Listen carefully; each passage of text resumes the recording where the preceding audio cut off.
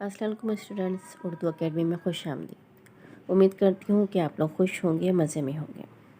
बच्चों, आज हम उर्दू क्लास सोम की हम पढ़ेंगे, जो कि इसका पहला सबक है और इसमें पहली नज़्म है और इसकी शायर अख्तर शिरानी है, जो कि एक बहुत मशहूर शायर है। चलिए बच्चों, शुरू करते हैं। हम पढ़ने से पहले मैं आपको बताना चाहूँगी कि हम कैसे कहते हैं। हम ऐसी नज़्म को कहते हैं जिसमें अल्लाह ताला की तारीफ़ बयान की जाए। ठीक है, अल्लाह ताला की नेमतों का ज़िक्र हो, उसने जो चीज़ें बनाई हैं, जो नेमतें, जो रहमतें हम पे नाज़िल की हैं, हमें अता की हैं, उनका ज़िक्र हो, तो ऐसी नज़्म को हम कहा जाता है। बच्चों, इस हमद को मैं आपके सामने पढ़ती हूँ, आप इसे गौर से सुनिए और समझने की कोशिश कीजिए। खुदा की कुदरत के हैं नज़ारे, ज़मीं पे फूल, आसमां पे तारे। समय है ये कैसे प्यारे प्यारे, ज़मीं पे फूल, आसमां पे तारे। बच्चों, कुदरत का मतलब होता है ताकत या इख्तियार, और समय का मतलब होता है वक्त। इस बंद में जो इस हम के शायर हैं अख्तर शिरानी साहब, वो ये कह रहे हैं कि अल्लाह ताला इस कदर ताकतवर और इस कदर पावरफुल हैं कि उनकी बनाए हुए शाहकार जा बजा पूरी कायनात में फैले हुए हैं।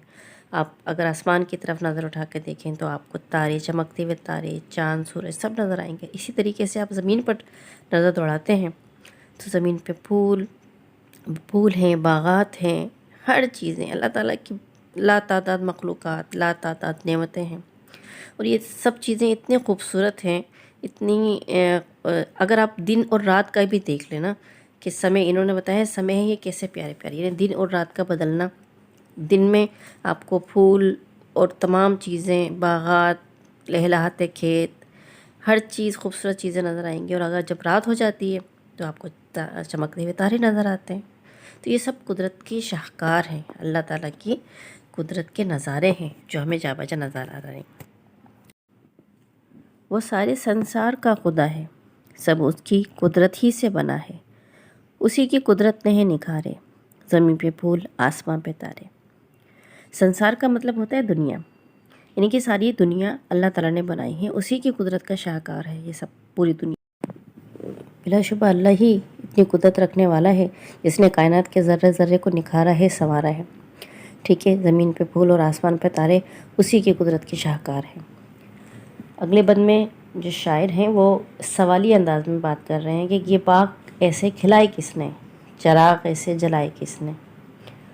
ये सब खुदा ही ने ही संवारे, ज़मीन पे फूल, आसमान पे तारे। यानी कि अल्लाह के सिवा कौन है जो ये बाग ऐसे लहलहाते रंग बिरंगे फूलों से भरे हुए बाग बना सकता है, खिला सकता है, और ऐसे आसमान पर ऐसे कौन चिराग जला सकता है रोज़ाना।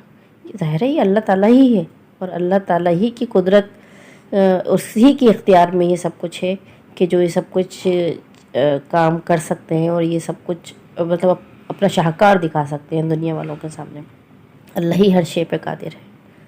खुदा की अज़मत के गीत गाओ, खुदा की वहदत के गीत गाओ, खुदा की करते हैं हम सारे, ज़मीं पे फूल, आसमां पे तारे।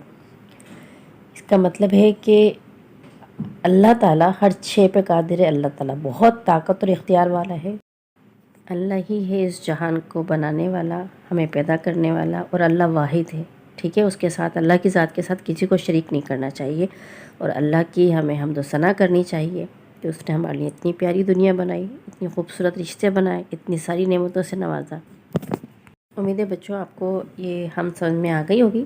इसमें कुछ अल्फाज मुश्किल हैं, उसके मायने देख लीजिए।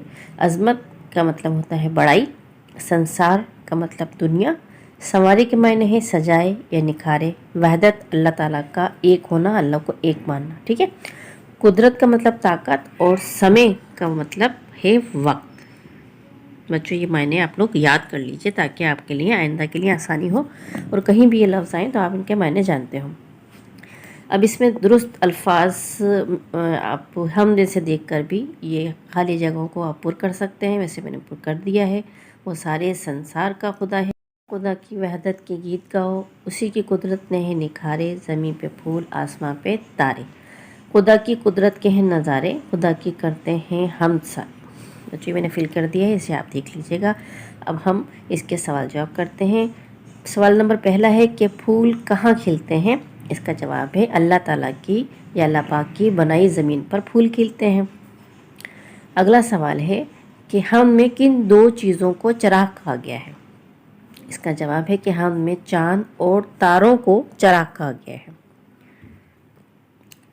سوال نمبر 3 ہے، اس نظم میں کن نظاروں کی بات کی گئی ہے؟ آپ نے نظم پڑھی ہے اور سنی بھی ہے، تو اس میں آسمان پر چمکتے ستاروں اور زمین پر مہکتے پھولوں کی بات کی گئی ہے۔ سوال نمبر 4 ہے، خدا کی وحدت سے کیا مراد ہے؟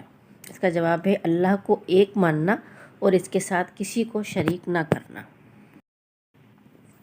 بچوں یہ کچھ قواعد ہیں، یہ بھی آپ دیکھ لیجئے، اس میں الفاظ اور ان کے مترادف جو الفاظ ہیں وہ چن کر آپ کو لکھنے ہیں۔ مترادف کا مطلب ہوتا ہے ایسے الفاظ جن کے معنی ایک جیسے ہوں، ٹھیک ہے نا، سیم میننگ والے۔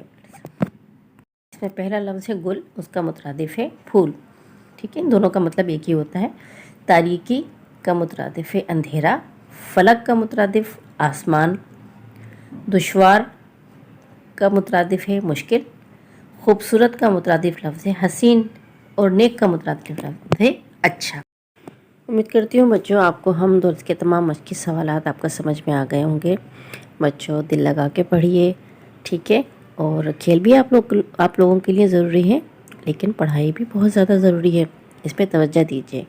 اب آپ لوگوں کے لیے ایک سوال ہے، وہ یہ کہ جو میں نے ابھی آپ کو پڑھائی ہے یہ کس شاعر نے لکھی ہے؟ ان کے شاعر کا نام آپ مجھے کامنٹ سیکشن میں لکھ کر بھیجیے تاکہ مجھے پتہ چلے کہ آپ نے یہ غور سے سنی ہے ویڈیو کہ نہیں سنی۔